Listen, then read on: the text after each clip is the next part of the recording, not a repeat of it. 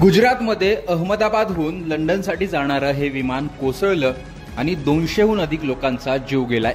विमानाने 1:34 take off केलं। नियमित वेळेपेक्षा 15 ते 20 मिनिटं विमान उशिराने आकाशात झेपावलं। 10 तासाचा प्रवास करून हे विमान लंडनला पोहोचणार होतं, पण टेक ऑफ केल्यानंतर काही मिनिटात ते खाली कोसळलं। त्या दरम्यान विमानात बऱ्याच गोष्टी घडल्या।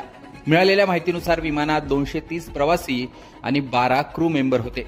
त्यात 50हून अधिक प्रवासी हे परदेशी नागरिक सुद्धा होते। एअर इंडियाच्या AI-171 विमान आकाश झेपावल्यानंतर साधारण 650 फूट उंचीवर ते गेलं। हवाई पट्टीपासून जिथे विमान कोसळलं हे अंतर साधारणतः 4 ते 5 किलोमीटरचं आहे। त्यामुळे टेक ऑफचा स्पीड पाहता हे विमान उड्डाण केल्यानंतर केवळ 1 मिनिटात खाली कोसळलं। याच 1 मिनिटात विमानाच्या पायलटने मे डे कॉल दिला होता। मेडे कॉल म्हणजे विमान किंवा जहाजांमध्ये अति आपत्कालीन परिस्थितीमध्ये धोक्याचा इशारा दिला जातो। कंट्रोल रूम तसेच प्रवाशांना या धोक्याची माहिती दिली जाते। तोच मेडे कॉल पायलटने दिला होता। मात्र त्यानंतर 1 मिनिटात विमान कोसळलं। विमानाचा व्हिडिओ पाहिला तर विमान आकाशात झेपावण्याचा प्रयत्न हा पायलटकडून होताना दिसतोय, मात्र तो प्रयत्न अयशस्वी झाला आणि विमान खाली पडलं।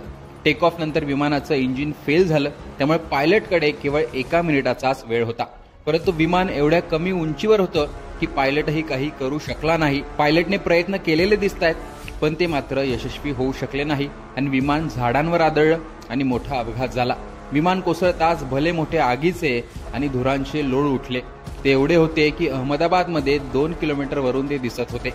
ज्या इमारतीवर हे विमान कोसळलं त्या इमारती जळून खाक झाल्या आहेत। इमारतींच्या परिसरात वाहनही जळून खाक झाली आहेत। विमानाचा पाठीमागचा भाग खाली झुकल्याने तो झाडांवर आदळला आणि नंतर इमारतीच्या छतांवर आदळला। त्यामुळे विमानाला आग लागली। इंधनही जास्त असल्यामुळे मोठा स्फोट झाला।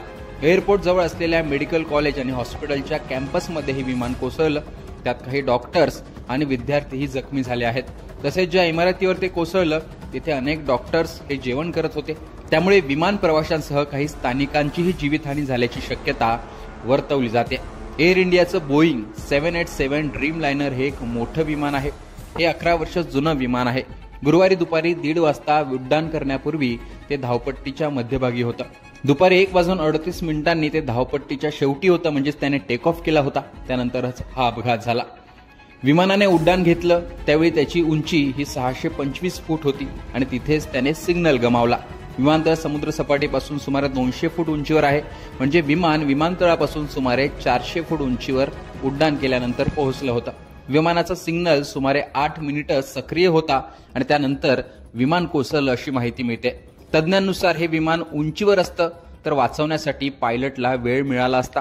हे विमान समुद्र सपाटीपासून 625 फूट होतं। जर ते 35,000 फूट उंचीवर असतं तर क्रू मेंबर्सना परिस्थिती हाताळण्यासाठी अधिक वेळ मिळाला असता असे बोललं जात आहे। लँडिंग गिअर व्यवस्थित बंद झालं नसावं, कारण एक चाक इमारतीत अडकलेलं दिसतंय। याचा अर्थ विमानातील संतुलन बिघाडामुळे हा अपघात झाला असावा असा अंदाजही आता तज्ज्ञांकडून व्यक्त केला जातोय। आता चौकशीनंतरच या अपघाताची कारणं समोर येऊ शकतात। मात्र एकूणच व्हिडिओ पाहिला तर पायलटने प्रयत्न केलेले दिसतात, मात्र प्रयत्न यशस्वी होऊ शकले नाही आणि हा अपघात झाला असंही समोर येतंय। एकूणच